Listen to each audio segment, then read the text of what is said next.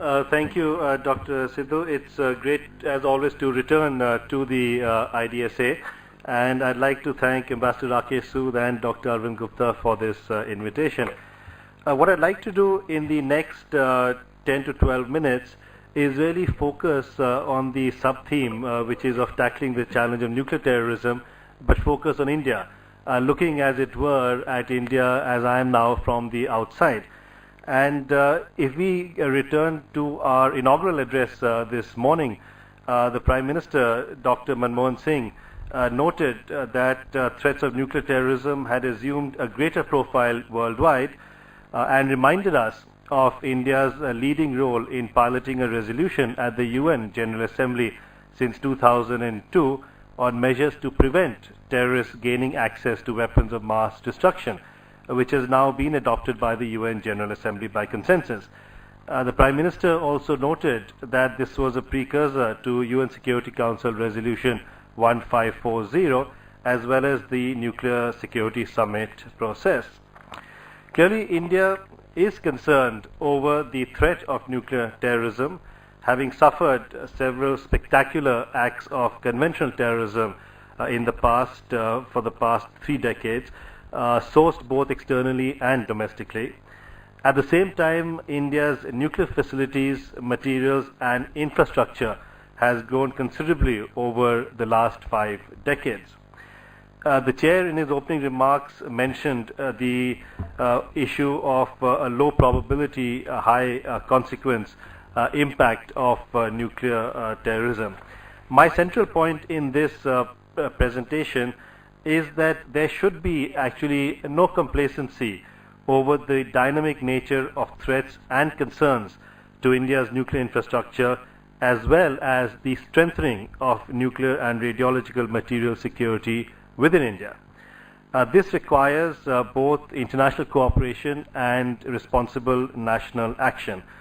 Just to briefly talk about international cooperation before I go into the national aspects, Dr. Potter has actually talked about some of the issues relating to the NSS.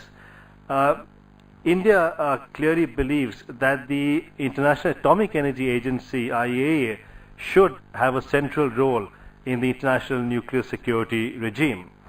The NSS process should therefore complement and not replace the IAEA's efforts in this regard. India clearly supports the NSS process as setting benchmarks and standards. It also welcomes the fact that both NPT as well as non-NPT states are participate in the NSS process. India has also signed on to the CPPNM of 1980 as well as its 2005 amendment, and at The Hague recently the External Affairs Minister articulated India's position that the amendment should be ratified by other countries and to enter into force. India is also a party to the global initiative to combat nuclear terrorism. In terms of the national perspective, the Indian government confidently states that, quote, unquote, that not a single serious security incident has taken place in more than 5 decades of the Indian nuclear program, and also that there has been no case of leakage of nuclear materials from India's extensive nuclear program that has ever come to light. This is from official documents. Clearly, India has not and does not figure in the list of nearly 2,500 confirmed incidents that were reported to the IAEA's Incident and Trafficking Database between 1993 and 2013.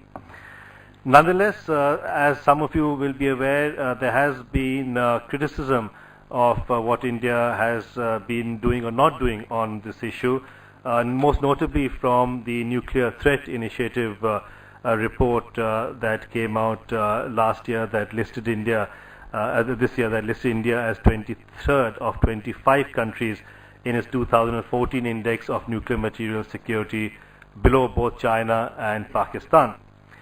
There is much legitimate criticism in India of the NTI's assessment and ranking, which is based on a flawed design of the NTI index, focusing largely on nuclear material security, the use of arbitrary parameters like transparency, corruption, etc., as well as the questionable grading on some issues. Nonetheless, there are aspects of what I believe is a relative complacency of the Indian government on certain aspects of its nuclear security culture, and I'd like to focus the remaining time, my remarks for the remaining time, on 2 or 3 issues. The first issue relates to the dynamic nature of the provision of physical security to India's nuclear infrastructure. It's not clear, for example, whether the expansion of India's nuclear facility that has taken place has resulted in a commensurate increase in security personnel guarding it, which is largely carried out by a specially trained group, the Central Industrial Security Force. While the IISS, for example, grew by nearly 40% in the last 12 years, it's not clear to what extent the focus on the protection of nuclear facilities has increased in this period. Perhaps there should be some transparency on these issues in order to raise confidence, keeping in view, of course, relevant security considerations. At the same time, it's not clear as to the nature of India's intelligence focus on nuclear issues, both internal and external, as well as the level of coordination, for example, with the provincial police forces and the IISS. Similarly, on the protection of nuclear facilities from offensive cyber attacks, and I won't go into this as Dr. Potter has just talked about this in a different context.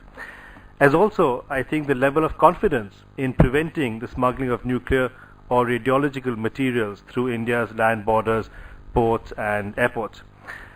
India does not yet, I believe, have the capacity to deal with a CBRN emergency. It is, of course, building capacity on this as we speak. There are some 10,000 personnel who are receiving specialized training to this end, including 4 National Disaster Response Force battalions. India also has not sufficiently pushed for the creation of an independent regulatory agency to strengthen synergy between safety and security, which still hasn't taken place. India's Atomic Energy Regulatory Board, the ERB, functioning under the Department of Atomic Energy, is not perceived as being able to ensure adequate and independent oversight provisions.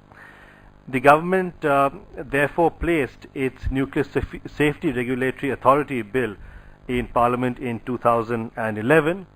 Notwithstanding its formal title, this bill encompasses provisions for the physical security of nuclear material, radioactive material, and radiation and nuclear facilities.